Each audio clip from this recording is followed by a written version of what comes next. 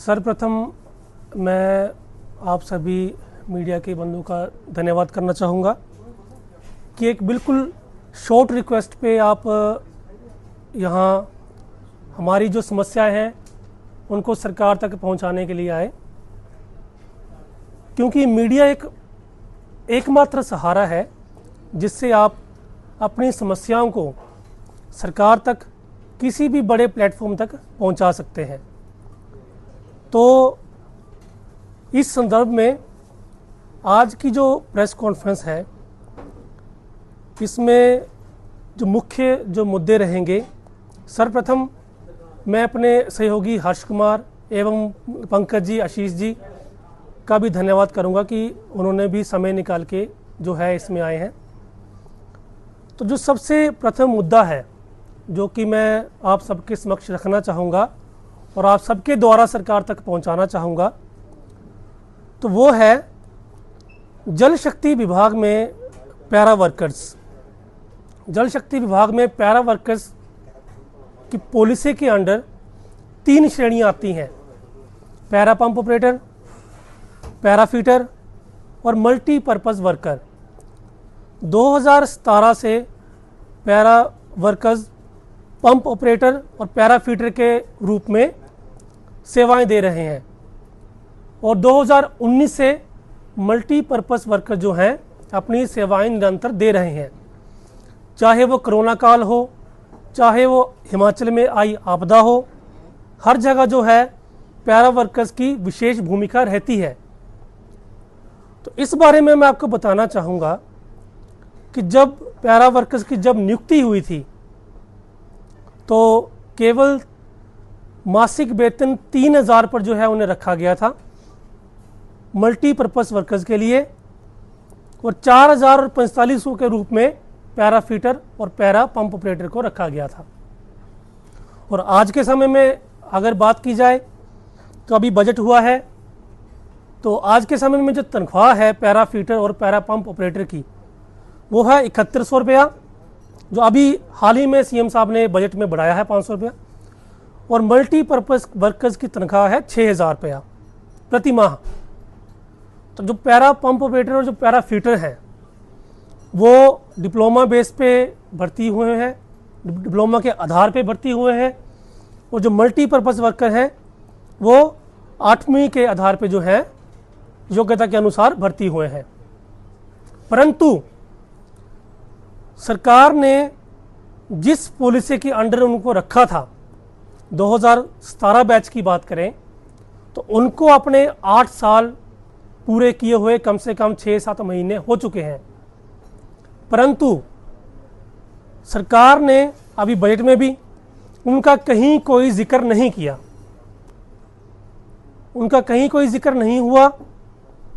एवं जो पैरा कर्मचारी हैं, multipurpose worker, para pump operator और पैरा फीटर, उनके बारे में भी सरकार ने इस बार एक नाम मात्र जिक्र जो किया है वो किया है 500 रुपये का। अब आजकल की महंगाई की ज़माने में जब से हम सरकार के पास जाते हैं, जब से हम सरकार से कोई उम्मीद लगाते हैं, तो केवल हर बजट में 500 रुपये का जो है लॉलीपॉप हमें दिया जाता है, हमारे पैरा कर्मचारियों को दिया जाता है। हाल ही में अभी हिमाचल प्रदेश में आपदा आई थी, वहाँ पर हमारे जल शक्ति विभाग के मंत्री एवं हिमाचल के उप मुख्यमंत्री श्री मुकेश अग्निहोत्री जी के ऑफिशियल अकाउंट से पोस्टें डाली जाती थी कि पैरा वर्कर्स जान को जोखिम में डालकर सप्लाइयाँ पूरी कर रहे हैं, पैरा वर्कर्स नदी नालों में जाकर सप्लाइयाँ पूरी कर रहे हैं। ये हमारे डिप्टी सीएम साहब ने ऑफिशियल अकाउंट से पोस्टें डाली थी। अभी 2 महीने पहले ऊना में हमने एक महासम्मेलन किया था जिसमें माननीय उप मुख्यमंत्री जी को हमने बतौर चीफ गेस्ट बुलाया था और उनके सामने जो है हमने अपनी समस्याएं रखी थी। उन्होंने आश्वासन दिया था कि अभी जो आने वाला जो अभी बजट होगा उसमें आपके बारे में भी बात रखी, को भी जो है वो रिलैक्सेशन दी जाएगी। परंतु अभी परसों हम सभी हमारे साथी बजट देखने बैठे हुए थे 12 बजे के आसपास, तो 3 साढ़े 3 तक तो मैंने बजट देखा।